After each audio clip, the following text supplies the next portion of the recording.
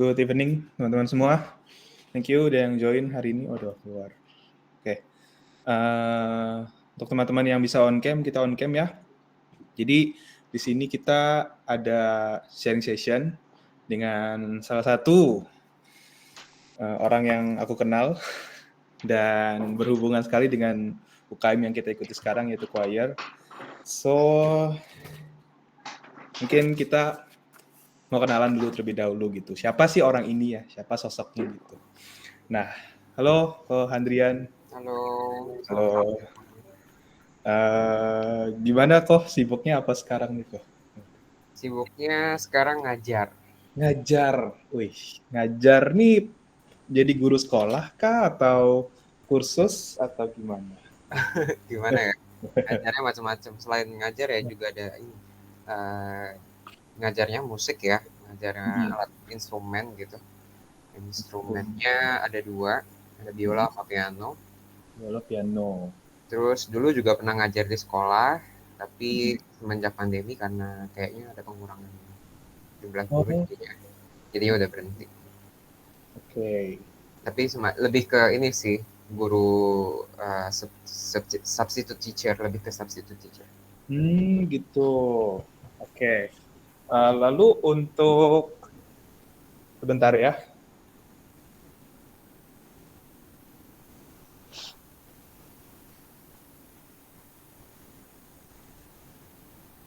Oke. Lalu untuk em, emang backgroundnya sendiri, apakah seorang ahli musik kah atau gimana nih?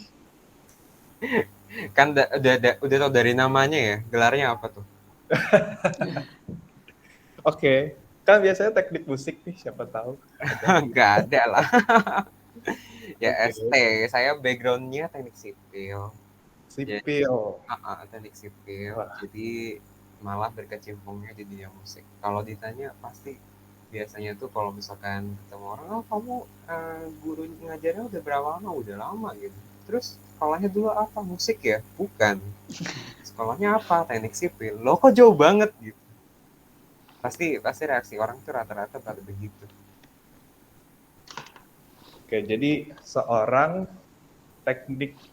teknisi atau apa ya? Pokoknya civil Engineer, engineer. Wah, ya engineer. civil engineer, tapi jadi pengajar musik, biola sama Ya, piano tadi ya.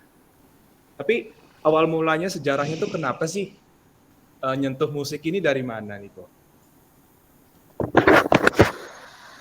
ceritanya dari mana ya? Dulu kan waktu aku dulu sukanya gambar. Kalau aku pakai aku nih ngerti nggak ya kalau bahasanya? Ngerti Kan nggak? beda. Kayaknya masih sama kok, tenang. Ya dulu kan aku sukanya gambar.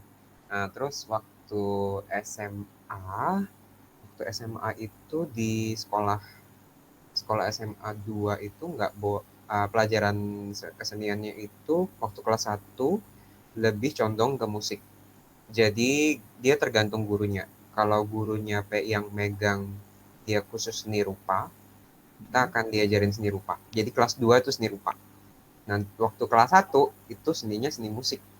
Jadi waktu itu di sekolah diwajibkan harus bisa main alat musik.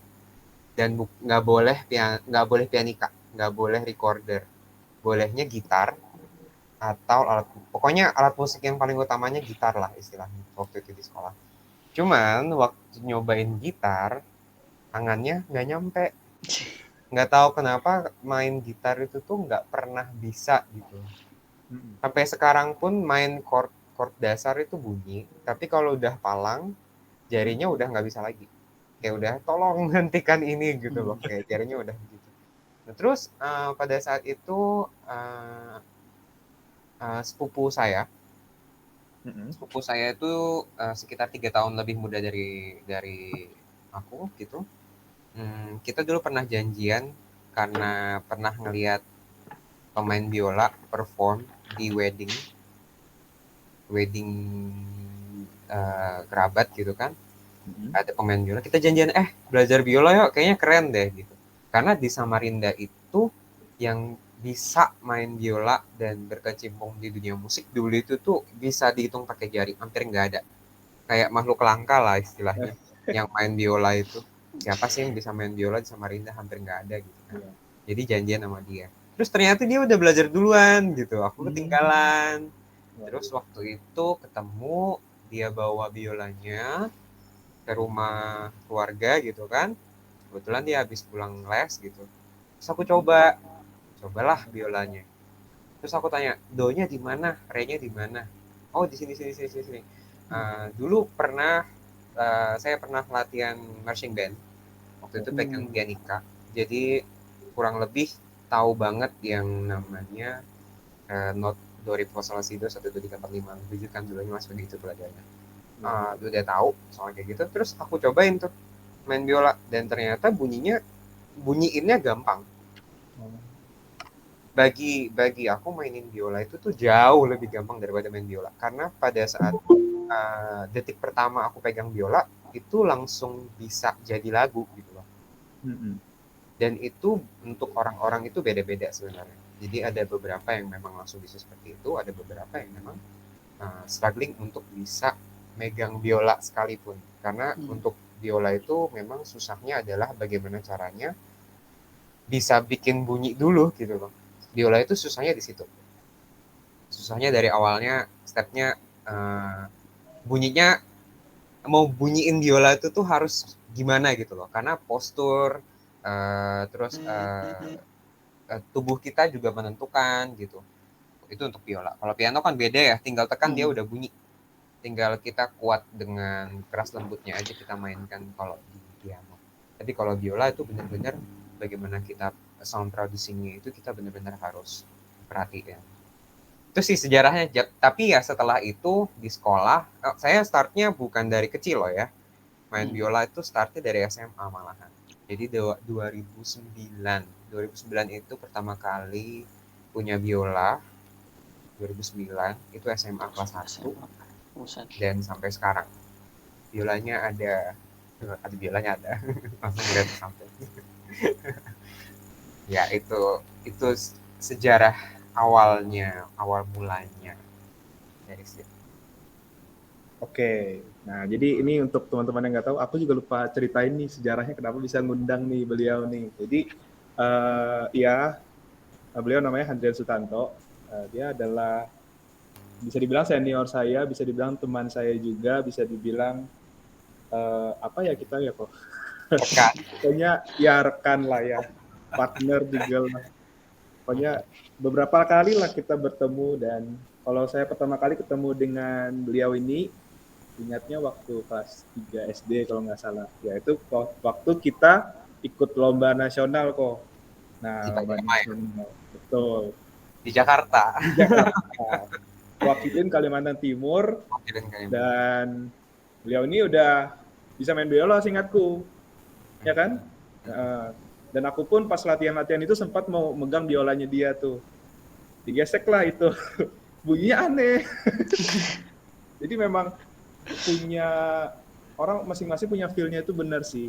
Jadi apa mungkin sudah ditakdirkan untuk main biola bunyinya bisa dan aku yang barusan gesek sekali ngek bunyinya apa ini susah. Iya, karena ya itu untuk biola itu buat ya mungkin sekedar tahu kali ya, siapa tahu kali-kali ada yang mau coba gitu kan buat main biola. Karena biola itu benar-benar main feel, main pressure di right hand yang megang bownya itu benar-benar harus tahu gitu. Karena bunyinya kalau kita terlalu press, terlalu force gitu, nanti dia bunyi gitu jadinya. Itu kalau biola ya. Kalau alat musik lain tuh sebenarnya kayak gitu. Tapi ya memang bener-bener kayak gimana ya? Yang namanya alat musik kan cocok-cocokan ya. Kalau saya suka bunyinya klarinet, pengen coba klarinet tuh ada klarinet di samping. Cuman niupnya keras banget. Tapi ya tetap suka sama bunyi klarinet. Suka bunyinya selo, jadinya punya selo gitu. Belajar selo, tapi tangannya juga capek gitu. Ya kadang gimana ya? Tapi ya itu sudah tenggelam ke dalam musik jadinya. Jadi pertama kalinya pintu terbuka dalam musik itu adalah pada saat nyobain biola itu tadi. Oh, Wah, gitu. ya itu pada saat nyobain biola itu tadi, terus kemudian belajar musik, eh, terus kok aku jadi ngelanjut sih ini. Nggak apa-apa, silakan. Lanjut, Iya, memang cerita sudah aja. benar. Pokoknya aku mulai pertama kali belajar itu kebetulan untungnya pertamanya sih awalnya beberapa bulan 3 bulan itu otodidak. Otodidak belajar sendiri, cari-cari gitu referensi. Tapi aku ngerasa nggak cukup Mm-mm. belajar otodidak untuk alat musik yang cukup ibaratnya bukan alat musik sembarangan gitu kan. Belajar otodidak itu aku rasa nggak cukup. Jadi waktu itu nyari guru di Samarinda itu susah sekali, apalagi guru biola gitu loh. Guru gitar aja jarang banget, apalagi guru biola. Dan kebetulan ada guru sampai sekarang sih masih masih aktif ya guru saya ngajar. Eh, Dia lulusan dari ISI Jogja. Mm. Kebetulan dapat guru yang istilahnya keras banget, disiplin, super duper disiplin. Disiplin bukan hanya dalam hal teknik, bukan hanya dalam hal teori musiknya, tapi disiplinnya juga dalam kegiatan kita sehari-harinya. Jadi kita nggak boleh telat. Satu nggak boleh Hmm. telat. Baju nggak boleh salah. Baju nggak boleh salah. Postur nggak boleh salah. Jadi itu bener-bener dia tuh orangnya keras banget. Guru guru saya itu. Jadi Mm-mm. sampai sekarang saya masih look up to him very much gitu. Karena dari situlah kita mulai kepalaku itu mulai terbuka sama yang namanya musik. Jadi kuncinya tuh satu buat aku. Belajar musik itu jangan setengah-setengah. Jadi kalau misalkan kita mau ya kan kebetulan ini kan vokal ya. Nah, jadi kalau misalkan kita belajar musik, kalau misalkan sekarang lagi vokal gitu kan, pelajarilah teori musiknya itu. Karena kalau kita ngerti teori musik, kalau kita ngerti susunan nada-nada, kita ngerti aturan-aturan pada musik, mau nyobain alat musik apa aja itu gampang. Wah, oke. Mau main alat musik aja apa aja itu gampang. Mau eh, nyobain ini, mau nyobain itu gampang. Yang penting kita tahu musiknya. Contohnya saya nggak cuma pegang biola, nggak cuma piano. Kadang Mm-mm. saya main cello, jadi additional player gitu di band, main cello. Nah, kalau klarinet belum sih ya, karena belum begitu banyak yang pakai. Tapi kalau cello saya sering pakai. Nah, kebetulan tinggal ngerti, oh ini toh cara bunyiin C, ini cara bunyiin G, ini cara bunyiin A. Tinggal di combine jadi satu, jadi selesai main musik. Mm. Jadi semua itu sama. Semua alat musik itu tuh konsepnya sama. Dalam vokal pun juga harusnya sama. Mau A, B, C, D, bacanya kan pakai pakai notasi gitu kan ya. Bentuknya seperti itu. Tangga nada apa gitu itu harus dipelajari. Itu bekal yang pertama kali dikasih sama guru guru saya. Guru saya cuma ngajarin biola, nggak ngajarin yang lain. Sisanya semuanya bisa sendiri. Oh, jadi cuma kursus atau coaching biola, tapi untuk piano, cello, dan lain-lain itu sendiri. Piano bisa dibilang 50-50 karena waktu itu jadi bisa main piano karena nyari guru piano di tempat kursus itu, nyari guru piano dan kemudian sama guru pianonya udah kamu aja ngajar gitu. Jadi dikasih uh, dilempar buku gitu satu plek gitu banyak, udah pelajarin. Jadi setengah-setengah, maksudnya itu nggak sepenuhnya diajarin, bener-bener diajarin, tapi ada kayak gimana ya, ada listnya lah ibaratnya yang perlu step by stepnya harus seperti apa. Itu kalau piano sih, tapi ya sampai sekarang masih tetap jalan piano. Oke. Tapi dari pertama itu kan maunya itu bisa main biola, itu memang pemikirannya, wah ini adalah hobiku, passionku, atau ini adalah karirku gitu sudah. Kalau Nggak dulu ada pikiran nggak ada gimana? kepikiran ke sana, nggak ada kepikiran, nggak ada. Wah, tapi kok bisa gitu ya? Kita uh, gimana? Gimana ya, Dulu tuh cita-citanya pengen jadi arsitek. Tapi selalu berubah, Dari SD cita-citanya pengen jadi apa? Nah, waktu itu SD itu tiba-tiba punya punya keinginan pengen jadi pelukis. Karena waktu itu kayaknya Vincent tahu karena kalau aku juga ngelukis kan, waktu itu lomba juga ngelukis. Nah, cita-citanya waktu SD itu ngelukis. Jadi semuanya itu dengan ketidaksengajaan. Waktu itu tidak sengaja disuruh guru ikut lomba gambar tingkat kecamatan. Nah, tingkat kecamatan gambar juara 2 langsung gitu. Terus kayak langsung kayaknya ditakdirkan untuk gambar deh ini. Dan akhirnya mulailah belajar gambar, belajar melukis gitu. Dan akhirnya sampailah pada tahap itu. Terus SMP, SMA mulai kepikiran untuk jadi arsitek. Kayaknya keren deh kalau arsitek kan gambar-gambar juga gitu.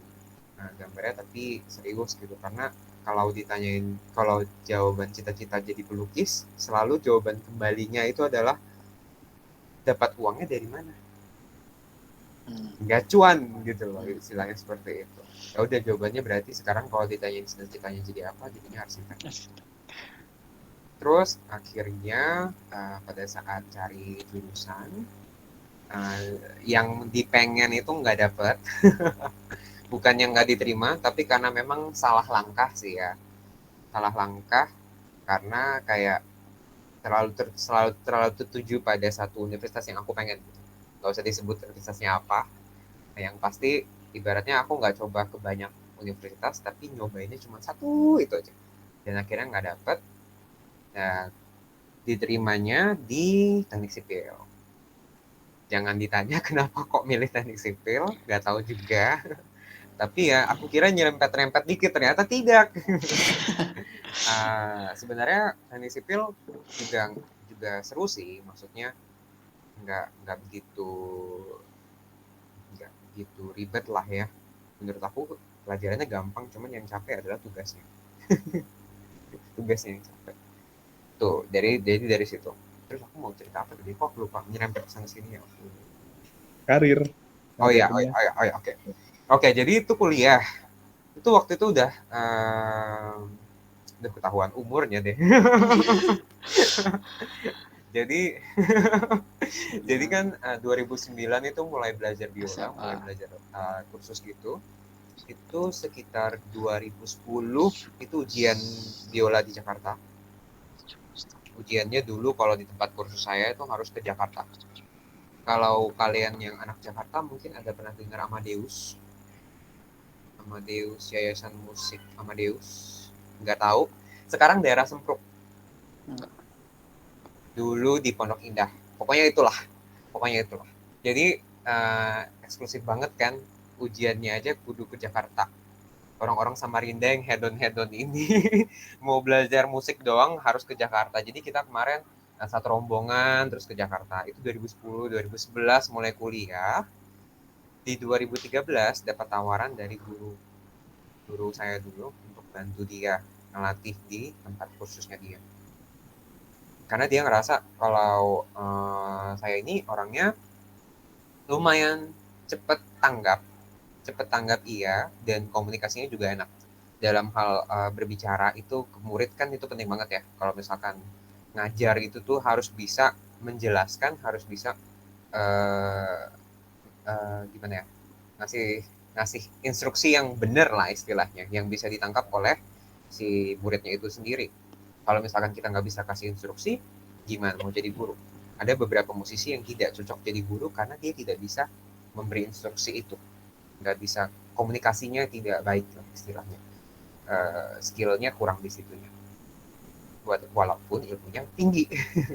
Itu aja seperti itu. Nah, jadi tawarannya di 2013, jadi kuliah 2011 semester 3 mulai ngajar, sambil kuliah sambil ngajar. Jadi ya dari situ sampai lulus tetap ngajar sampai sekarang, sampai detik ini. Mau mencoba crossover, nyobain karir lain, karir yang berhubungan di dunia teknik sipil. Pernah nyoba tes kerjanya sampai tes ke Jakarta. BUMN lah istilahnya, nggak dapat sampai tahap akhirnya nggak dapat, dan akhirnya ya tetap di sini. Dan kemudian pandemi yang cukup susah bagi para pelaku seni, bisa dibilang begitu. Jadinya ke sana curhat. Kebetulan kalau misalkan mungkin teman-teman ada yang kenal, atau mungkin ada beberapa yang kerabatnya pelaku seni yang betul bentuknya seni pertunjukan, ya itu betul-betul terpukul sekali yang namanya pandemi karena nggak bisa ngapa-ngapain. Kalau saya untungnya selain performing juga ngajar gitu kan, jadi istilahnya income masih bisa tetap.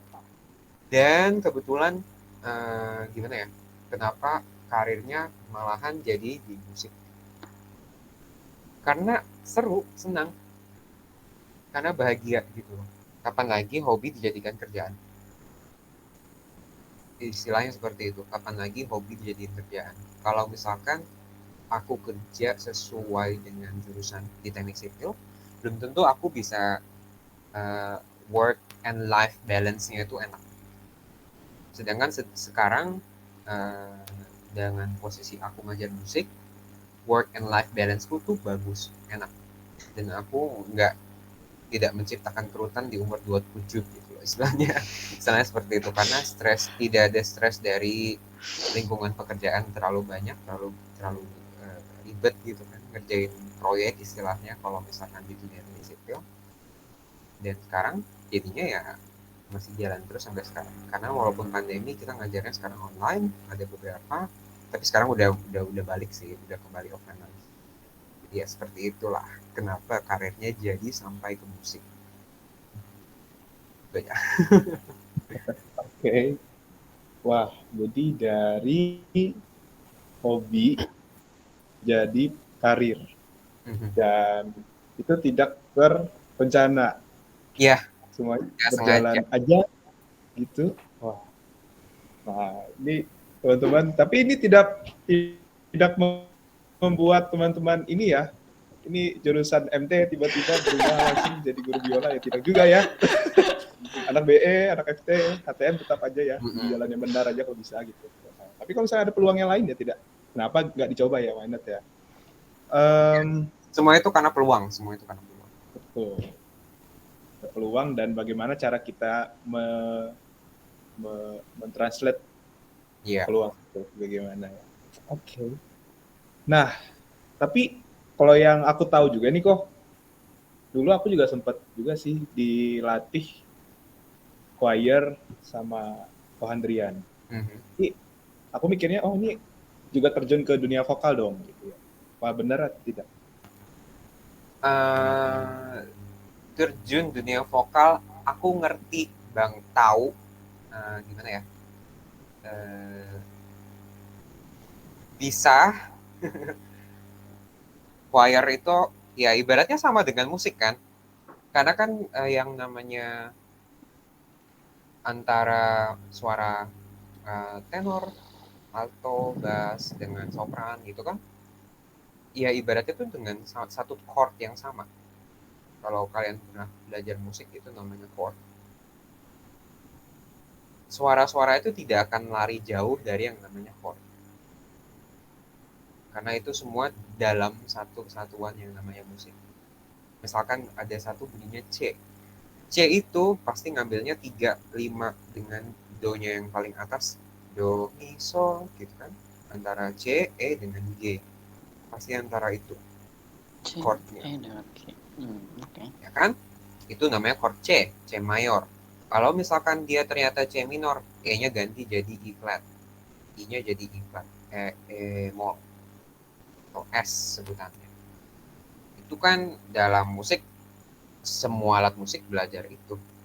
Dan bedanya choir adalah yang dimainkan sekarang adalah suara manusia. Jadi istilahnya kalau kita bisa membunyikan instrumen, masing-masing orang kan berbeda-beda ya. Ibaratnya suara kita tuh beda-beda. Berarti instrumennya orang-orang beda-beda. Makanya dikelompokkan ke dalam tenor, alto, bass, sopran itu tadi kan. Ya berarti kalian udah pasti tahu lah. Ya makanya jadinya kalau makanya tadi saya bilang kalau kalian mengerti akan konsep dasarnya musik, mau kemana aja itu bisa, mau belajar apa aja itu bisa. Ya, terus kemudian pernah belajar teknik olah vokal, pernah ngambil belajar vokal juga pernah, gitu yang namanya teknik pemakasannya seperti apa, pemanasannya seperti apa, vocalizingnya seperti apa, a i u e o dan lain sebagainya. Makanya dari situ juga ya ikutan nyanyi lah istilahnya. Nggak cuma main musik tapi juga nyanyi, dibuka kartunya. Ya begitulah. Jadinya makanya dari itu saya sebenarnya termasuk orang yang takut untuk ngajar vokal. Pernah beberapa kali diminta untuk ngajar vokal, tapi saya kurang berani. Tapi kalau kemarin kan di di kegiatan kita itu saya ajarin karena memang siapa lagi gitu yang bisa ngajarin. Saya termasuk orang yang takut untuk ngajar vokal. Beberapa kali ditanyain, oh pengen ngajarin vokal nggak? Oh nggak berani. Karena itu kan menyangkut dengan anggota tubuh ya istilahnya. Karena pita suara kan kalau something happen to their body gitu. Yang tanggung jawab ya guru vokalnya. Kalau misalkan sampai salah misalkan kita nggak tahu dalam satu hal dan lain sebagainya, tiba-tiba ada penurunan kualitas pita suara. Nah itu tuh yang agak bikin saya sedikit takut gitu loh. Makanya sampai sekarang masih nggak berani untuk ngajar olah vokal, tapi saya ngerti dan banyak cari tahu juga, banyak baca-baca referensi lain sebagainya, banyak kenal guru vokal, banyak sering tanya-nanya, kalau misalkan gini tuh gimana. Jadi ya sedikit banyaknya tahu tentang choir dan vokal. Oke. Nah, tadi ada disebut nih umurnya, tapi saya nggak mau ulang. Biar teman-teman sendiri aja yang mengingat berapa umurnya.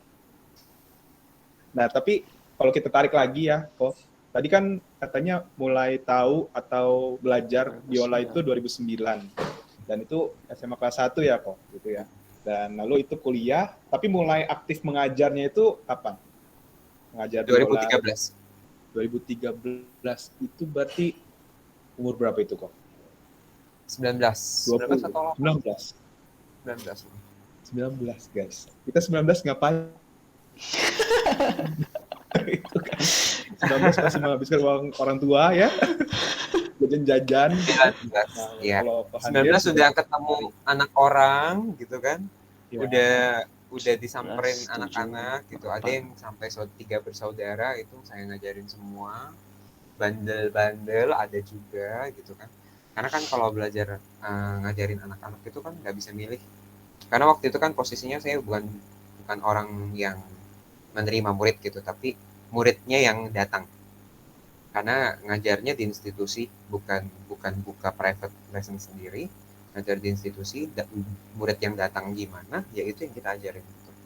Macam-macam tuh ada muridnya, anaknya macam-macam bentuknya, macam-macam sifatnya gitu, udah ketemu berbagai macam.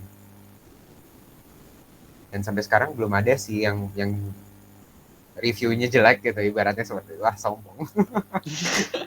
Harusnya seperti itu. Iya. Oke. Tapi dari pengalaman sendiri selama ini mengajar gitu ya, kebanyakan anak-anak ya. Nah, ada beberapa yang udah dewasa. Oh gitu juga. Nah, ada pengalaman senang atau bangga gitu, atau ada pengalaman yang ini sedih betul, aduh susah banget anaknya bandel setengah mati gitu, ada nggak yang berkesan gitu? Banyak ya, aku udah berapa tahun? 8 tahun ya ibaratnya sudah ngajar. Mau 9 tahun bentar lagi. Itu udah berbagai macam. Aku dulu pernah ngajar anak yang semi autistik seperti itu loh. Awalnya pas daftar itu kita nggak tahu pas dia daftar kita nggak tahu kalau anaknya itu ternyata begitu. Umurnya itu udah 7 atau 9 aku lupa. 7 atau 9, 7, 8, 9 tahun lah seperti itu. Pokoknya udah lumayan kelihatannya udah besar gitu. Tapi nggak bisa ngomong dalam complete sentences. Cuman bisa ngomong eh, eh, eh. Itu dia les biola. Dan dalam waktu kurang lebih 3-4 bulan aku bisa ngajarin dia Twinkle Twinkle Little Star. Memang lebih lambat daripada lebih lambat daripada anak-anak pada umumnya, karena Twinkle Twinkle Little Star paling enggak 2-3 minggu udah selesai. Tapi dia butuh waktu kurang lebih 2-3 bulan. Butuh kesabaran yang luar biasa. Aku sempat marah dan kemudian aku sadar nggak boleh marah sama dia karena itu bukan salah dia. Berarti seperti itu. Nggak boleh marah, nggak boleh marah, nggak boleh marah. Sempat gitu loh. Kayak udah mau habis gitu kesabarannya. Karena ya gimana? Dia mau duduk diem, pegang biolanya, kemudian bisa main aja itu sudah senang banget. Kemudian dia bisa main Twinkle Twinkle Little Star, aku iringin pakai piano, dia main biolanya, terus aku langsung kayak wow. kayak senang gitu loh. Kayak senang. Itulah ibaratnya. Terus ada beberapa murid yang sampai sekarang sambil sekolah masih tetap main musik gitu loh. Ada juga murid-murid biola piano saya yang sekarang udah jadi YouTuber. Dia ikut kompetisi vokal sana sini.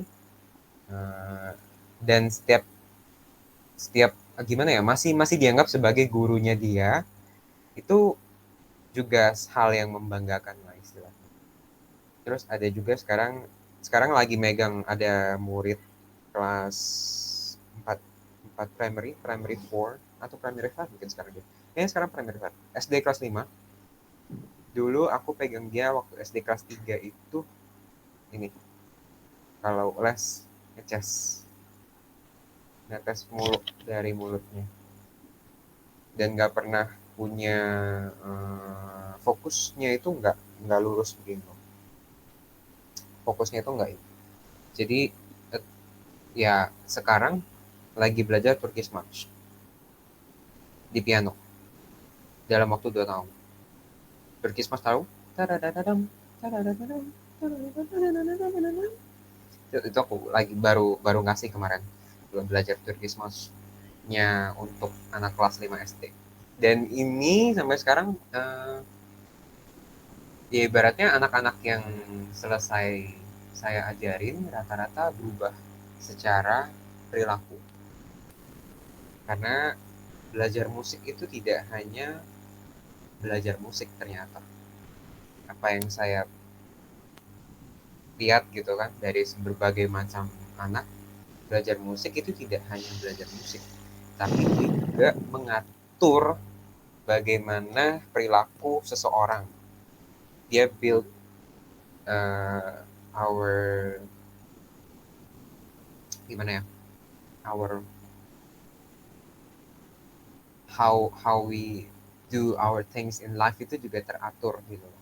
Karena kan dalam musik kita harus ngikutin tempo, harus ngikutin ritmisnya gimana, notasinya harus benar, nggak boleh lari. Lama-kelamaan jadi kebiasaan untuk ngikutin aturan gitu loh di dalam musik. Kadang ada beberapa murid yang waktu hari pertama les, bajunya tuh ngasal. Pakai kaos lah, kadang robek, celana pendek, sendal jepit, gitu. Tapi 2-3 bulan tanpa disuruh, lama-lama dia datang pakai kemeja, celana panjang, sepatunya rapi, gitu. Jadinya dia teratur sendiri. Dia akan punya sifat yang lebih teratur. Kalau dikasih tahu akan nurut. Karena ibaratnya dia sama kertas aja nurut. Gimana sama orang gitu. Itu sih. Tapi bukan berarti jadinya otoriter dan lain sebagainya. Tidak. Ibaratnya jadi sisi bagusnya tuh ada. Kayak belajar musik bukan cuma belajar musik. Ambillah hal-hal baik dari musik itu. Oke. Jadi nggak cuma belajar musik, tapi bagaimana memanusiakan manusia gitu ya. Oh, Iya, istilah berarti kerennya seperti zaman sekarang. itu. Jadi kadang orang bilang kan itu kan coach itu cuma untuk ngajarin suatu skill yang kita mau gitu. Tapi sebenarnya enggak. Mereka itu juga educate gitu. Bagaimana mendidik jadi yang jadinya biasa, jadi lebih better person gitu. Betul. Makanya Uh, orang tua murid ya datang terus ibaratnya. Bukan karena saya tidak money oriented untuk ngajar musik. Saya nggak milih. Itu kalau memang saya nggak ngajar, nggak ngajar. Nggak nggak terpaku sama yang namanya income yang saya dapatkan. Tapi saya harus be respectful pada saya sendiri gitu. Sekarang kan posisinya ngajarnya udah berada sendiri. Setiap anak murid yang saya ajarin tuh saya kasih boundaries. Kita boleh jokes, kita boleh main-main, kita boleh seru-seruan, main musik. Kalau waktunya fokus ya fokus, tapi you have to respect me. You still have to respect me. I am your teacher. I'm your coach gitu. Karena ibaratnya anak-anak kecil kan kadang kalau kita udah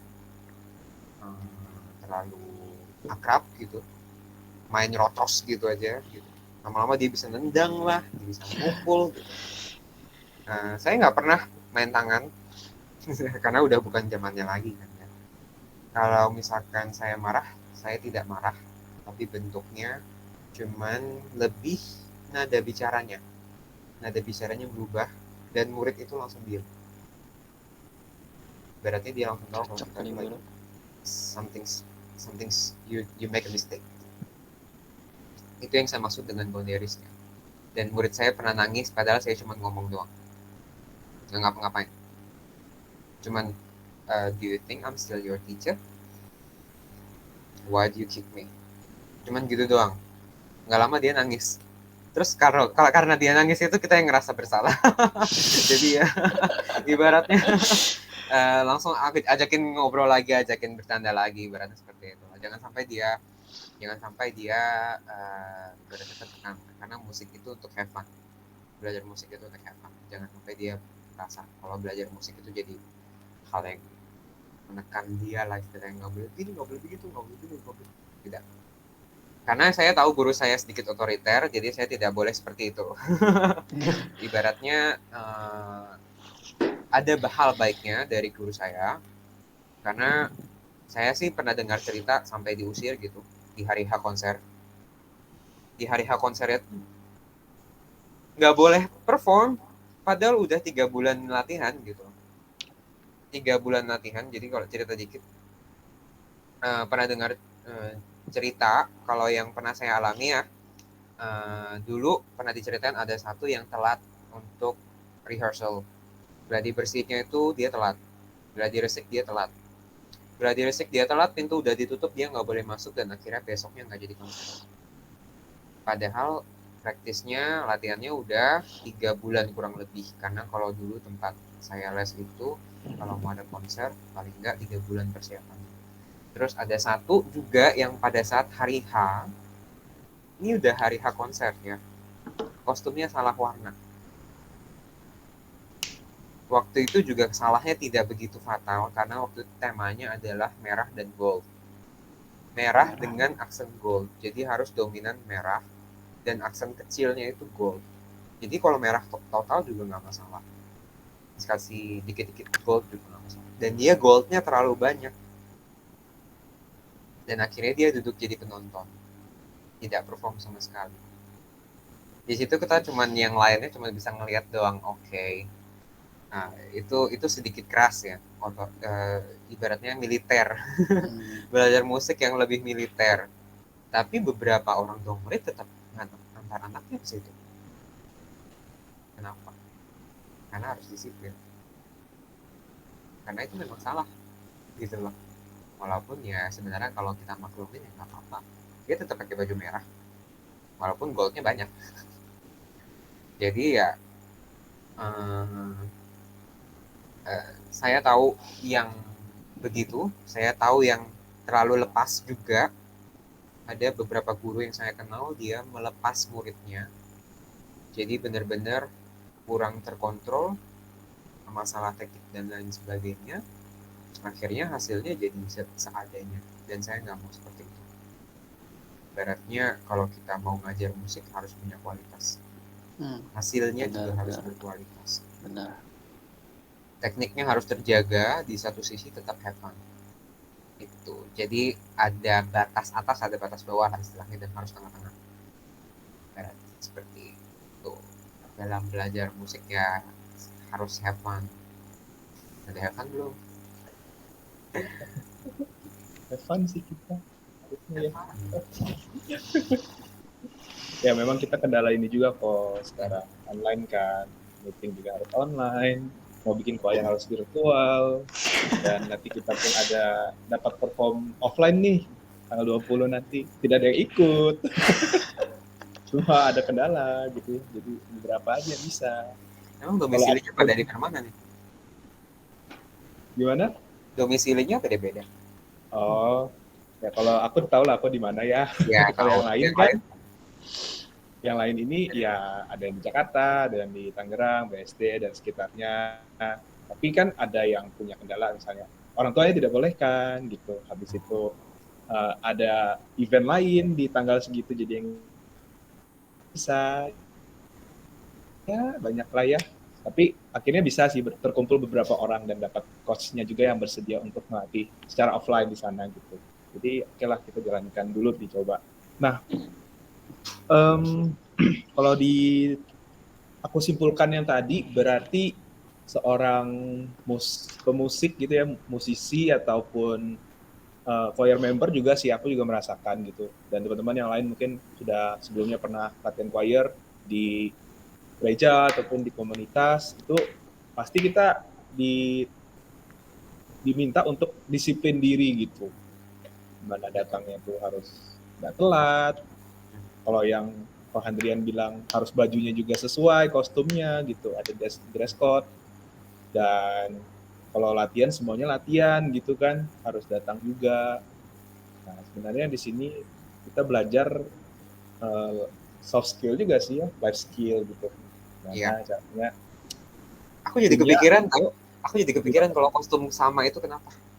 Kenapa itu? Karena nggak boleh ada yang dominan. Oh, wah. Karena kan kita dilatihnya waktu itu orkestra bentuknya. Bukan orkestra juga sih, kalau orkestra harus ada tiup. Tapi kan waktu itu ensemble alat musik gitu kan. Beratnya mungkin aku ambil positifnya nih. Di pikiran guruku itu kamu nggak boleh tuh kayak show off, bener-bener show off banget. Kayak show off-nya dalam bentuk kostum yang bukan pada semestinya.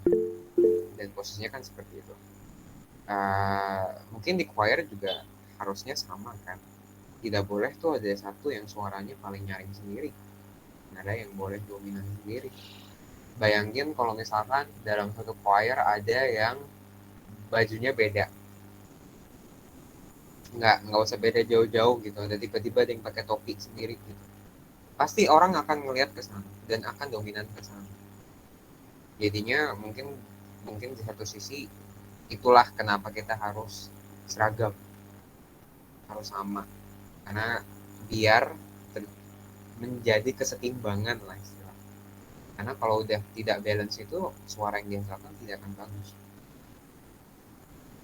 Mungkin masuk akal. retorikanya seperti itu sih. Iya. Ya namanya musik kan kita mencapai yang namanya harmoni kan, apapun itu ya. Kecuali solois. Ya. Tapi solois juga maksudnya harus punya tahu gimana cara yang bikin enak gitu loh, ya kan? Itulah tugasnya solois. Iya, benar juga. Oke, jadi banyak sih hal-hal baik yang kita pelajari dari ceritanya Ko Handrian ini, guys, gitu. Nah, tapi kalau dari Ko Handrian sendiri punya seorang role model siapa gitu? Misalnya mungkin musisi atau penyanyi gitu, kayak ada nggak? Yang suka banget dari dulu sampai sekarang, yang jadi motivasiku gitu. First time aku ngelihat seorang violinis itu Vanessa May. Pernah dengar nggak? Vanessa May. Gimana tuh jelasin? Vanessa May itu ibaratnya pemain biola crossover pertama. yang mainin lagu klasik dijadiin lagu pop dan semacam techno gitu. Dia sampai nyiptain genrenya dia sendiri. Vanessa Mae itu dia mulai debut di tahun 96-97. Dan aku waktu itu masih kecil banget. Mama itu kebetulan punya orang tua saya kebetulan punya CD-nya, CD albumnya. Dan di situ saya ngeliat, wow, keren ya gitu. Tapi masih di titik itu ya. Kemudian pada saat mulai belajar musik, mulai kenal musik, uh, untuk musisi banyak sekali orang yang bisa kita jadikan role model. Kalau saya sendiri sih orang yang saya masih megang Vanessa Mae itu sendiri, karena tanpa dia banyak orang di dunia ini yang tidak bisa memulai main biola. Nah, dia waktu itu termasuk musisi yang dengan pendapatan paling besar dari UK. Dia lahir di Singapura, tidak jauh-jauh dari kita, keturunan Thailand, Chinese Thailand, Taiwan kalau nggak salah, Taiwan/Thailand, orang tuanya campuran. Vanessa Mae, ini Vanessa Mae, kita ngomongin Vanessa Mae. Terus sekarang dia menetap di UK. Sampai sekarang masih sering ini kok, masih Vanessa sering Mae. perform. Dan itu adalah salah satu sosok yang membuat saya mau mencoba yang namanya tertarik dengan yang namanya biola. Terus untuk pemain biola yang ibaratnya musisi yang masih banyak sih, tapi nggak ada spesifik tertentu. Tapi untuk pemain biola saya Vanessa Mae. Kalau untuk vokal, untuk yang nyanyi, saya suka sama Mariah Carey. Tahu kan Mariah Carey? Oldies banget nih. Selain Mariah Carey itu saya juga suka sama Bruno Mars istilahnya. Karena untuk cowok ibaratnya sekarang yang punya vokal yang bagus itu Bruno Mars. Terus kalau untuk Mariah Carey itu sendiri bisa dijadikan bahan pelajaran, karena yang namanya teknik olah vokal itu kita bisa belajar dari beliau gitu loh. Karena apalagi untuk cewek gitu, yang namanya head voice, chest voice, falsetto, sampai ke whistle registernya dia punya semua, low registernya dia punya semua, bagaimana cara dia produce suara itu gitu. Itu jadinya belajar dari satu orang aja cukup, nggak perlu belajar dari banyak orang. Ibaratnya kalau misalkan kita ngelihat orang musik, mendengarin musik itu nggak cuma sekedar dengerin terus senang joget-joget gitu doang, enggak. Ada, kalau orang musik ya beberapa sih saya dengerin musik itu pasti oke, bagus musiknya, tapi sekali denger aja udah selesai. Tapi jarang banget orang artis yang penyanyi yang saya dengerin sampai berkali-kali masuk playlist. Berarti kalau dia masuk playlist berarti udah saya dengerin banget sampai sampai tarik napasnya itu udah hafalin. Dan seperti itu. Beberapa penyanyi kan ibaratnya masa kini kurang banyak main teknik, jadinya kurang begitu saya dengerin. Kalau nanyain lagu zaman sekarang apa, nggak tahu. Nggak tahu penyanyi masa kini itu siapa aja. Tapi kalau nanyain masa lalu siapa aja, saya mungkin tahu, bisa jawab. Beberapa aja mungkin yang lagu-lagu TikTok aja nggak tahu gitu. Ibaratnya seperti itu. Karena saya kurang begitu interest sama yang namanya EDM, electronic digital music. Kurang begitu interested lah istilahnya. Karena beberapa artikel mengatakan kalau itu adalah salah satu bentuk degradasi musik. Degradasi musik adalah ketika musik-musik kompleks seperti zaman 90-an, di mana chord-chordnya itu bukan sekedar 3 chord diulang-ulang. Kalau kalian tahu lagu Havana, itu cuma 3 chord. Dari lagunya mulai sampai lagunya selesai, chordnya itu aja diulang-ulang. Dan dari situ kayak gitu. Kalau yang mengerti musik tuh kayak sekarang musik sekarang tuh sekedarnya itu loh. memang melodinya seru, tapi kesannya cheap, tidak kaya. Kalau kita belajar musik, terutama 80s, 90s, 70s gitu, mereka bisa pakai chord yang bukan hanya sekedar C mayor, tapi C-nya bisa diminished, augmented, sustain, itu ada C6, chord-chord yang ibaratnya tidak sederhana. Makanya kadang kalau kalian mendengar komposisi choir, ada satu bunyi, satu suara yang sedikit lari. Tapi larinya itu malah enak. Itu tadi yang disebut dengan chord yang tidak sederhana. Itu chordnya berarti sudah dia ngambilnya antara sustain, diminished, ataupun augmented gitu. Itu macam-macam. Atau kadang dia ngambil tujuhnya, kadang dia ngambil mayor 7 gitu, beda-beda. Dan itu yang menciptakan suasana musik jadi lebih kaya.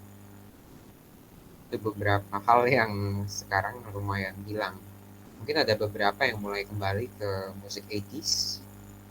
Beatnya itu lumayan enak sih didengar, tapi ya ibaratnya dengan konsep yang masih sama. Kok jadi malah tren musik sedikit bergeser lah istilahnya. Tapi but I still enjoy pop music. I still enjoy pop music. I still enjoy R&B, jazz, and a lot of genre of music. Tapi kalau bisa bikin kepala aku goyang-goyang, kadang musik klasik kepala aku goyang-goyang. Kalian dengerin musik klasik ngantuk? Kalau aku dengerin musik klasik itu malah pasang telinga keras-keras, pasang telinga keras-keras, pasang telinga tajam-tajam, karena mendengarkan komposisinya seperti apa. Gimana caranya musik dari tahun 1700 1600 bisa dimainkan sampai sekarang? Nah, itu bukan musik yang kecil, bukan hal musik yang murah, gitu, hal musik yang mudah, ibaratnya seperti itu. Bayangin lagu yang dulu di tahun 70-an sisa berapa yang masih didengarin orang sampai sekarang. Tapi musik klasik masih didengar orang sampai sekarang. Berapa abad sudah.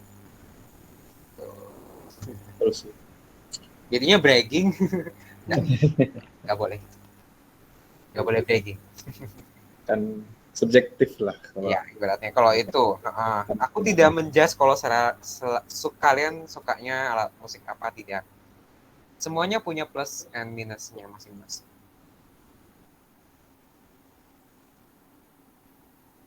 Oke. Tadi sempat Ko Handrian ini singgung tentang orang tua ya, orang tua. Nah, dulu pandangan orang tua ketika yang namanya di kursus berarti keluar biaya dong, ya kan? Dan pasti itu mungkin dari orang tua masih kan, belum punya pendapatan waktu SMA itu. Ya. Nah, dari orang tua sendiri ini mendukung atau bagaimana? Struggling. Musik klasik itu nggak murah. Musik klasik itu mahal. Apalagi belajar biola sama belajar piano. Sampai ada meme-nya, your kids will not try drugs if they love classical music. Because uangnya bakalan habis untuk spending ke alat musiknya.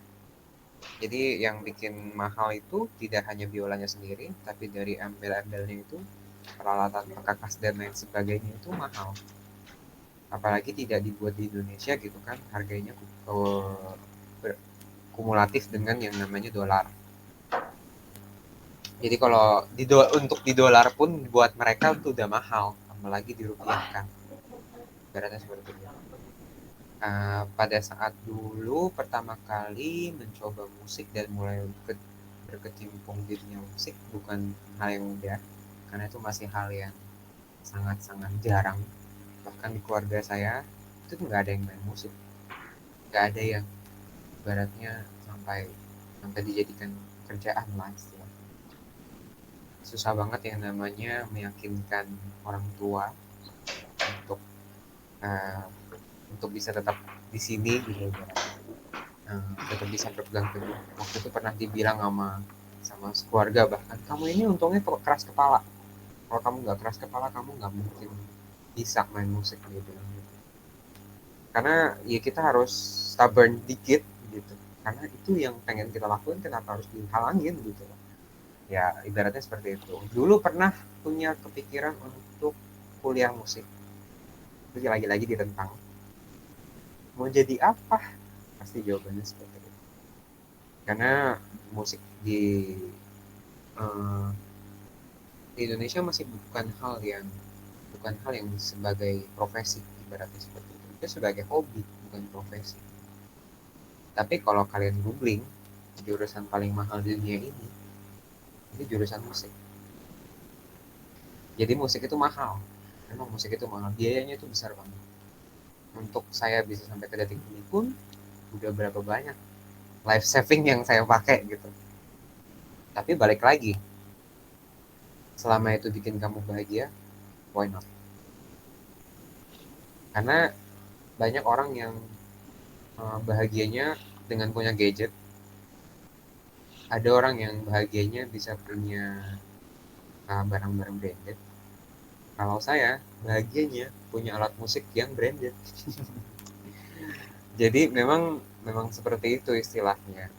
Kalau punya um, alat musik yang bagus istilahnya, itu jadi pride sendiri menurut saya. Beberapa teman-teman saya yang berkecimpung di musik, ya memang begitu. Habisnya ya di alat-alat. Dari dulu juga ibaratnya uang dipakai untuk upgrade ilmu, iya, upgrade alat ya iya juga. Sekarang posisinya biola udah ada 3. Biola ada 3, itu semua hasil sendiri. Nggak pernah dibeliin dari titik pertama. Biola pertama dibeliin. Pertama doang dibeliin. Tapi biola kedua, biola ketiga, terus sekarang berarti kalau dihitung-hitung berarti sudah 5 yang saya pegang biola. 2-nya dijual. 2 pertama dijual karena upgrade, ibaratnya seperti itu. Apa yang nyimpen di lama banyak-banyak. Cuman kalau yang untuk sekarang yang dipakai 1 akustik, 2 elektrik, itu semuanya dari sendiri. Nggak minta orang tua. karena udah ngajar kan dari awal. Iya. Kita mau main musik harus minta orang tua sih. Ya memang startnya agak susah ya. Mungkin kalau memang punya privilege-nya, kan kita ngomongin privilege lagi. Kalau memang punya privilege-nya, kenapa enggak? Kenapa, sekarang muncul pertanyaan, kenapa kamu mau ngajar musik? Alat musik maintenance-nya susah. Maintenance-nya itu nggak susah. Asal kamu pakai terus, dia nggak akan rusak. Semua alat tuh seperti itu. Kan tadi ada ngomong. Biola dan alat musik apapun, kalau dia disimpan dalam case dalam waktu yang lama, misalkan 2-3 tahun, 4 tahun, itu dia akan rusak sendiri. Karena dia tidak terjamah, istilahnya seperti itu. Tidak terjamah, jadinya nggak ada yang merhatiin. Jadinya akan lebih cepat rusak. Sedangkan alat musik yang kita pakai terus, memang kita akan restring terus, beli senar terus. Tapi di satu sisi kita seperti pisau, itu lama-kelamaan kan makin terasah. Kok jadinya pisau ya, harusnya salah. Pisau juga lama-lama tumpul. Tapi ibaratnya ya gitulah. Kok jadinya melawan retorikanya sendiri. Ya, ibaratnya seperti itu. Alat musik udah ada beberapa, ada klarinet 1, cello 1. Pengen nambah lagi? Pengen. Orang ada aja kok. Ada. Ada aja. Ya, itulah. Kan kalau nggak ada tapi head on, nah itu nggak boleh tuh. Ya. Kan? Oke. Teman-teman mungkin ada mau pertanyaan atau penasaran tentang kehidupannya bagaimana mungkin secara pribadi gitu ya, tapi jangan terlalu privasi juga ya. Boleh bertanya di sini kan gitu ya. Dan oh ya, kalau nggak salah Dulu aku pernah lihat di Instagram punya Koko itu sampai pernah ikut konsernya Mariah Carey ya? Nonton, Nonton ya? Iya nonton ya maksudnya. nonton. Itu salah satu ibaratnya tuh waktu itu kenapa ya? Itu dia konser di Indonesia kan 2018. Itu nggak sengaja doang, ibaratnya dia itu nggak punya jadwal ke Indonesia awalnya. Awalnya dia dari Philippines dia akan ke Singapura. Jadi Indonesia itu tuh di skip. Cuman kebetulan kayaknya dari sisi BUMN pariwisata waktu itu yang pegang lobbynya kuat, jadinya dapat dapat dapat jatah Indonesia dan konsernya satu-satunya yang outdoor, satu-satunya yang di Borobudur, satu-satunya yang ada festivalnya. Tapi saya nggak di festival karena mati tuh kalau misalkan teriak-teriak di bawah. Saya nggak duduk di festival waktu itu. Karena waktu itu kepikirannya adalah Medan Carey itu pada saat itu sudah lebih dari 40 tahun. Udah 48 kalau nggak salah umurnya. Umurnya Medan Carey udah 48 dan dia termasuk legend. Kapan lagi dia akan world tour? Kalau bukan sekarang, kebetulan dia ke Indonesia, kenapa nggak nonton? Gitu loh. Kalau nantinya dia udah lebih tua lagi gitu, siapa tahu kalau dia mau konser, dia nggak akan konser ke Indonesia. Pasti paling paling dekat dia akan ke daerah Singapura. seperti Hong Kong atau Tokyo gitu. Dan kita harus ke sana. Susah banget kan. Ini tinggal ke Jogja, ke Borobudur gitu kan. Dan tiketnya termasuk murah. Ya, tiketnya waktu itu murah banget. Jadi dia kayak ada sponsor gitu dari BUMN dipotong gitu harganya. Harga tiketnya jadi hitungannya lebih murah karena nggak sampai 1 juta kamu bisa nonton yang festival. Tapi saya nggak beli yang festival. Jadi nggak perlu tahu yang saya bayar berapa. Beratnya seperti itu. Dan artis itu tuh banyak banyak artis yang nonton. Waktu itu ketemu online meeting, dan beberapa juga waktu itu katanya, dan mereka nontonnya festival. Karena kapan lagi ngelihat Mariah Carey gitu. Kapan lagi nggak Mariah Carey. Oke, jadi pengalaman udah lama, habis itu role model, pernah nonton lagi gitu ya. Jadi Oh, itu dream come true. Tiketnya masih ada aku simpan sampai sekarang. Tiket, terus aku beli stikernya sama gelang, kan kalau masuk tuh ada gelang ininya kan, kertas, gelang kertasnya yang tiketmu apa gitu. Itu aku juga masih simpan di situ. Sampai resipnya pun masih aku simpan. Aku masih berpikir untuk kayaknya aku mau kupigura deh ntar. Kayak once in a lifetime gitu. Bisa ketemu orang, bisa ngelihat langsung orang seperti itu. Satu memang satu atmosfer ya, tapi kan satu area gitu kan kapan lagi gitu. Karena dia juga bukan hanya menyanyi, tapi dia juga menciptakan lagunya dia sendiri. Dan itu juga salah satu hal yang buat saya wow banget. Bisa nulis dengan grammar yang kaya. Beberapa lagu mungkin kalian tahu lagunya Hero. Nah, lagunya Hero kan, dan itu dia nyiptain cuma dalam waktu 8 menit. Dan begitu dengar ceritanya dia itu tuh kayak cuma, hah, gila gitu, ini orang apa bukan sih gitu. Gimana caranya nyiptain lagu yang ngehit sampai sekarang dari tahun 90 sampai 2021 masih ada yang ngedengerin dalam waktu 8 menit. Dia bilang kayak gitu, dia bilang sih, cuman ya itu cuma bisa percaya.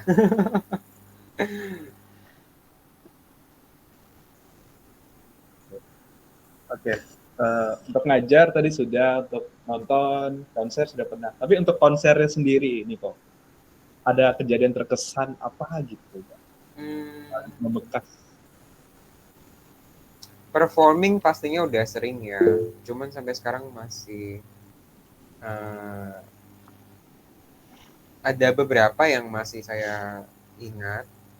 Waktu itu pernah sharing panggung sama Judika.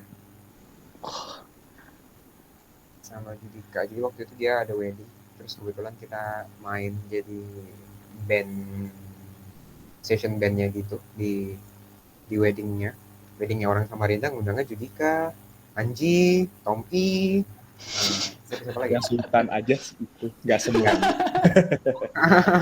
Jadi beberapa yang ngundangnya kayak gitu. Dan itu bukan artis yang simple gitu. Dan salah satu penyanyi Indonesia yang luar biasa itu Judika. Kita ngelihat dia baru nyampe Samarinda dari Jakarta, baru turun dengan kondisi sakit tenggorokan. Dia ngakunya dia sakit tenggorokan, tapi lagunya kurang tinggi katanya. Naikkan lagi. Jadi iya, jadi ibaratnya waktu itu kita mainnya di F. Nada dasarnya di F. Dia bilang kurang. Oke. Dia bilang nada dasarnya di F itu kurang. Naikkan lagi sampai G. Dalam kondisi dia sakit tenggorokan. Jadi kita yang nontonin dia lagi pemanasan doang. Itu belum acara loh ya. Baru kayak rehearsal doang karena dia baru datang Samarinda, malamnya langsung nyanyi, sakit tenggorokan katanya, tapi kok nyanyinya gila. Terus sampai penyanyi vokalis perempuan yang dari band lokal aja, dia bilang kalau aku pun nggak bisa setinggi itu nyanyi.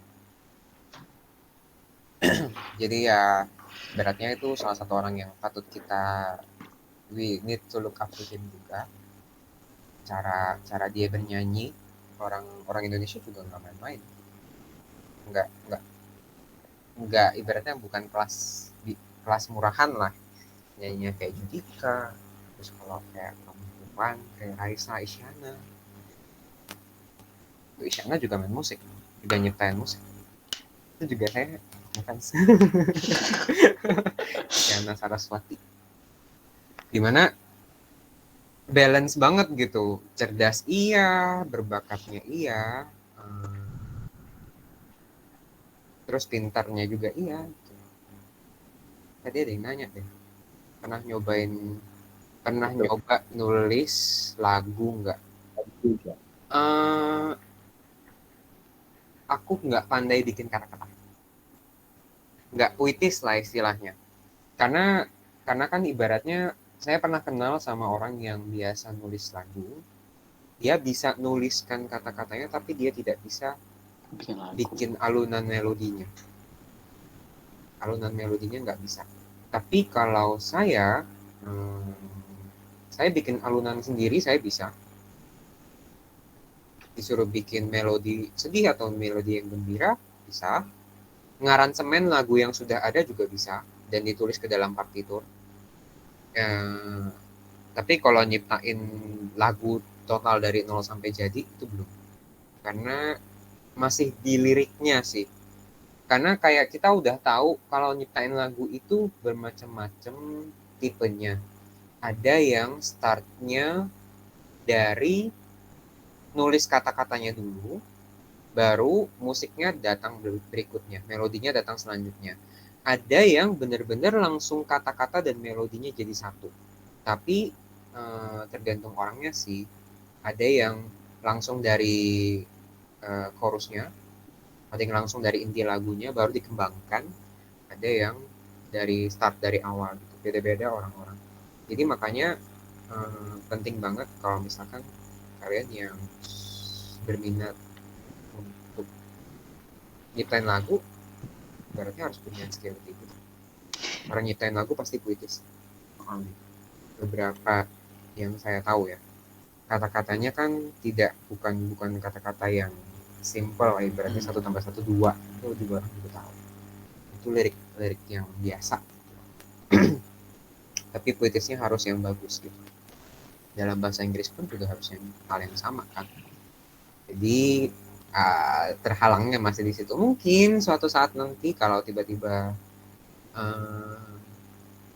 ada kepikiran, ada inspirasi, mungkin tiba-tiba jadi musik, bisa jadi lagu, siapa tahu. Karena terlalu banyak dengerin musik akhirnya jadi nyiptain sendiri kan, why not? Apalagi zaman sekarang kan udah lebih gampang ya. Kalau dulu mungkin kesempatannya untuk bisa nyiptain dan memproduksi musik dan kemudian publikasinya itu kan masih susah. Tapi kalau sekarang kan udah banyak tuh media-media yang bisa membantu. Orang cuman posting cover di TikTok aja followersnya udah MM-an gitu, millions gitu kan. Apalagi yang bisa nyiptain materinya sendiri. Dan lagi tapi satu harus bagus. Kalau nggak bagus ya percuma. Oke. Jadi banyak nih ya teman-teman ya pelajaran, kisah-kisahnya itu inspirasi banget untuk kita. Nah, boleh nih request dikit aja. Bisa nyanyiin lagu favorit gitu nggak? Apa gitu. Biar kita tahu juga nih suaranya gimana sih kalau nyanyi gitu. Lagu apa lagu favorit? Pendek aja kok, nggak usah panjang. Terserah mau lagu yang hero tadi boleh juga. Lagu Indo boleh juga. Biar kita tahu suaranya gimana gitu. Oh, suara bagus tuh gini. Iya, kita udah lama nih nggak dengar orang nyanyi gitu rasanya live, apalagi di Zoom. Nggak pernah. Emang ini posisi audionya bagus. Lumayan bagus kok, bagus, jelas aja. By the way, aku nggak suka denger gimana ya? Dengar suara sendiri. Iya, dengar masih bisa menahan lah ya. Oke. Kalau dengar suara aja masih bisa nahan, tapi kalau ngelihat video, apalagi video cover, kalau jangan disebut nanti pada ngeliat. Aku malu gitu loh. Kayak ngapain sih orang ini nyanyi, ngapain sih gitu. Tipenya seperti itu, nggak akan. Iya, relatable. Tapi kalau orang bilang bagus gitu, dan sebenarnya kalau didengerin ya menurut aku juga bagus gitu. Kalau enggak aku nggak akan berani posting kalau nggak bagus. Ibaratnya seperti itu. Cuman kalau ngelihat rekaman sendiri, video apalagi kayak ngapain sih orang nyanyi, ya ampun, lihat gayanya, ya ampun gitu. Cuman bisa kayak gitu. Ya ampun, jelek betul, ya ampun, malu, bikin malu gitu. Pasti kayak gitu. Ini beneran disuruh nyanyi? Dikit aja, biar kita tahu suaranya gimana. Tar. Aku habis ngomong banyak jadinya capek. Kayak gimana? Minum dulu. Nggak ada minuman, jauh banget. Nih. Ntar aku cari liriknya. Oke. Wah. Ini teman-teman ya, kalau ada mau nanya apa gitu ya, kepo-kepo, bisa drop pertanyaan langsung ya di chat ya. Mau nanya tentang harga biayanya gimana kok kalau mau les biola nih privat sama Koko gimana gitu. Siapa tahu teman-teman mau gitu. Ya. Terus gimana triknya ngerayu orang tua supaya tetap bisa punya karir di musik walaupun tidak ada musik nih. Ya kita ya di jurusan SG juga ada musik-musikan ya. Siapa tahu mau belok juga. Nah, bisa tanya-tanya nih ke Pak Adrian. Oke, nah ini mungkin sembari menunggu, mau tanya dulu perasaan-perasaannya gimana nih. Ya, kita buka yang on cam aja deh. Daniel, gimana perasaannya setelah mendengar nih Ko Handrian berbicara, berkisah, dan lain sebagainya. Menarik. Oke. Ada inspiratifnya sih, terus ada relatable juga. Pas ngajarin orang, ya aku juga dulu pernah ngajarin orang walaupun bukan musik, tapi ya kerasa lah orang-orang tuh kayak gimana kalau diajarin. Kadang ada yang batu, kadang ada yang ya enak diajarin. Cuma mayoritas sih batu ya. Banyak batu, udah nggak bisa apa-apa, batu lagi gitu kan. Iya, itu nyeselin sekali. Cuman ya udah, kalau udah berhasil ngajarin juga sama-sama senang lah ya. Betul. Iya, betul. Karena itu gimana ya, ada perasaan leganya sendiri kalau misalkan kita itu ngelihat hasilnya gitu kan. Benar. Kalau aku ngelihat muridku sendiri, aku sekarang juga ngajar di Purwacaraka Music School. Di Purwacaraka aku termasuk katanya guru yang paling galak. Di mana muridku itu pada saat mau konser itu langsung baris sendiri tanpa aku suruh. Karena pada saat latihan aku udah ngelatih mereka untuk ingat kalau nanti mau tampil, kamu depannya siapa, belakangnya siapa, naiknya gimana, datang itu duduknya gimana. Aku cuma bilang kasih kayak gitu. Pada saat mau giliran mereka nampil, itu mereka udah berbaris semuanya. Dan kebetulan pada saat itu di Purwacaraka tidak pernah melihat yang sampai seperti itu. Guru-guru lain, guru-guru vokal, guru-guru drum, gitar, piano. Dia sampai bilang, kamu kok kayak ini sih otoriter gitu katanya. Gimana muridnya kayak disuruh baris berbaris gitu. Ya gimana? Nyatanya aku nggak nyuruh. Mereka udah punya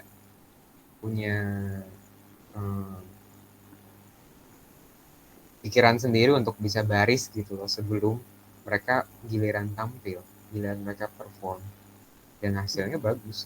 Tidak pernah tuh selama ini Purwacaraka Samarinda bisa perform ensemble biola sampai 15 biola sekaligus di atas panggung.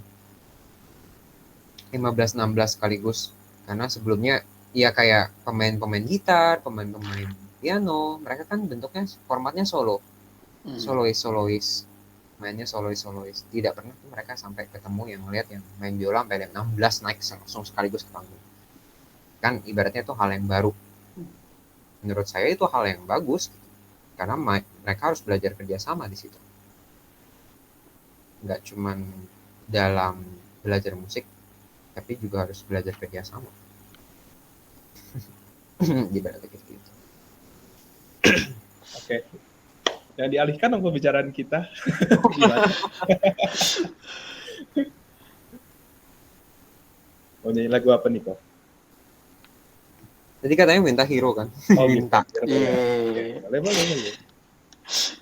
Boleh rap-nya, boleh dari awal sampai akhir boleh juga.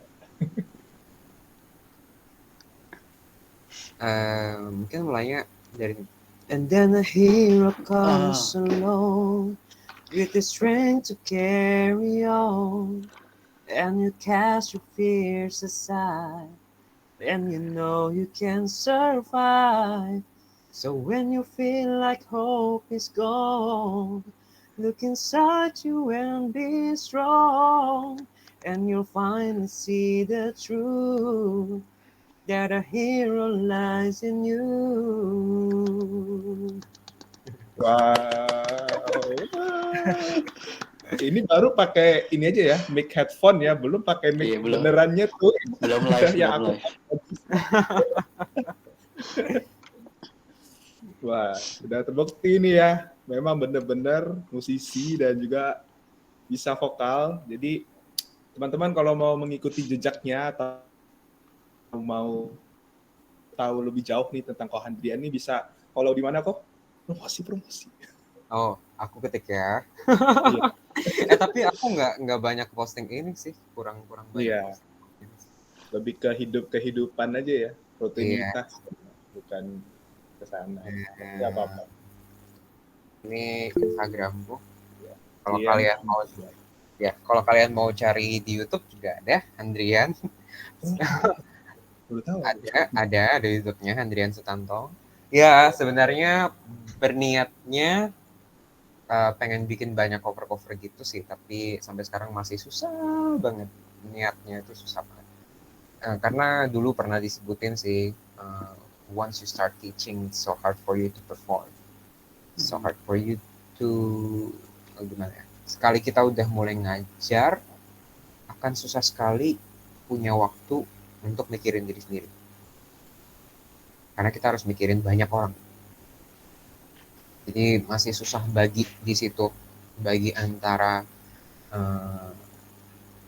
full time ngajar sama ada untuk diri sendiri juga. Sangat susah sekali posisinya. Karena saya pun sampai pada detik sebelum pandemi ya, kalau pada saat ini kan udah enggak. Waktu itu saya sampai nggak kehabisan waktu untuk bisa buka jadwal karena ngajarnya kadang pergi jam 1 siang, pulang jam 9 malam gitu. Kayak lebih capek daripada orang yang kerja kantor posisinya. Kadang pagi jam 9 udah keluar karena substitute teacher juga di sekolah. Di situ ngajarnya di sekolah internasional full bahasa Inggris. Jadi ya ibaratnya kayak gitu. Sampai nolak murid, oh nggak bisa, nggak ada waktu. Ibaratnya sampai seperti itu. Jadi agak susah untuk bisa ini sendiri. Kok jadi curhat? Kenapa begitu? Hahaha. Ya buat kalian ya ibaratnya kan adik-adik karena saya tahu saya lebih dewasa di sini. Yang 6 years apart. namanya career Oh, path, your career path, kita nggak akan tahu. Bisa aja contohnya seperti saya lulusan teknik sipil berkecimpungnya di dunia musik. Bisa dibilang untuk di Samarinda udah banyak yang tahu kalau saya pemain biola. Ibaratnya itu sudah goalsnya tuh step.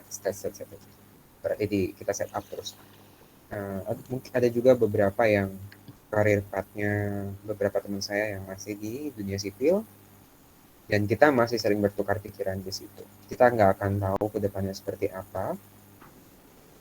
Pesan saya, mungkin udah masuk pesan-pesan terakhir nggak sih? Kalau masih ada pertanyaan silahkan, tapi saya mau kasih pesan, ibaratnya di sini ilmu apapun yang bisa kalian dapatin, selama kalian masih punya kekuatan, masih punya tenaga untuk bisa belajar. Karena kita nggak akan tahu kita karirnya akan ada di mana. Bisa aja kalian posisinya sekarang lagi belajar teknologi kan, kalau misalkan kayak Vincent contohnya. Kemudian Vincent juga punya passion di videografi atau fotografer. Ternyata lulusan teknologinya main ke fotografer dan ke videografi gitu loh ibaratnya. Malahan ke sisi itu, bukan ke teknologinya. Atau jadi reviewer makanan, sekarang kan juga banyak. Saya punya temen tuh lulusannya apoteker, tapi sekarang punya akun reviewer makanan yang penghasilannya bisa 2 digit penghasilannya, dan dia lulusan apoteker. Kita nggak akan tahu kita akan end up-nya di mana. Menurut saya carilah karir yang will last long, punya hari pensiunnya, istilahnya seperti itu. Nanti kalau Handrian pensiun mau gimana? Ngajar, can still stay at my home. Murid akan datang ke rumah gitu kan, untuk belajar. Karena aku tua, misalkan rambutku udah putih, nggak bisa jalan kemana-mana lagi, dan aku akan ngajar sampai tua misalnya, sampai nggak bisa bangun lagi, dan aku akan terus belajar. Sampai sekarang juga aku tetap terus belajar, latihan. Ibaratnya carilah ilmu sebanyak mungkin, jangan setinggi-tinggi mungkin, sebanyak mungkin yang sekarang kamu bisa. Setelah kamu punya satu tujuan, mungkin beberapa masih bingung mau apa. Setelah punya satu tujuan yang jalannya udah kelihatan nih mau jadi apa, seriusin. Karena apapun sekarang bisa jadi pekerjaan, tapi hal yang positif ya, jangan hal yang negatif. Itu aja dari saya, mungkin karena berdasarkan pengalaman saya. Oke. Nah, kita beri applause dulu guys, teman-teman semua. Sangat inspiring, sangat banyak hal-hal yang penting sekali yang kita bisa pelajari dari seorang Ko Handrian ini. Dan seperti yang saya pernah tahu juga, di Samarinda itu pekerjaan itu template, teman-teman. Atau nggak buka toko ngelanjutin usaha keluarga, buka toko sendiri, atau jadi karyawan kantor. Nggak ada kayaknya kerjaan lain deh yang lebih menarik dan lebih atraktif. Ya guru ya adalah guru gitu ya. Ya jualan, buka makanan kayak, buka kafe kayak, toko bangunan gitu ya. Template banget gitu loh karir kita itu. Lulusannya Australia, kerjaannya jaga toko. Tuh, banyak tuh di sini. Banyak. Ya bukan berarti jaga toko itu salah. Ya. Ya penghasilannya besar, Hmm. tapi mau kemana? Sejauh mana kita mau mengembangkan diri gitu loh. Ya kan? Jauh-jauh kita sudah ke negeri Jerman gitu, sudah tuntut ilmu sampai jauh-jauh. Pulang ke Indonesia atau mau tetap di sana, mau ngapain gitu. Kita sendiri yang tahu bagaimana cara kita mengembangkan diri kita ini mau apa ke depannya gitu. Dan ya demikian sharing session kita bersama Ko Andrea Sutanto ini. Thank you banget Ko untuk bisa sharing bersama-sama untuk kita dan juga kasih pesan-pesan yang penting banget untuk kita di sini untuk bisa lebih maju untuk jadi better person lah gitu. Oke, thank you. Thank you juga semuanya udah dengerin aku. Sampai ketemu di lain kesempatan mungkin ya. Oke. Alright, Sukses. see you when we meet again. See you when we meet again. Siap. Oke, thank you.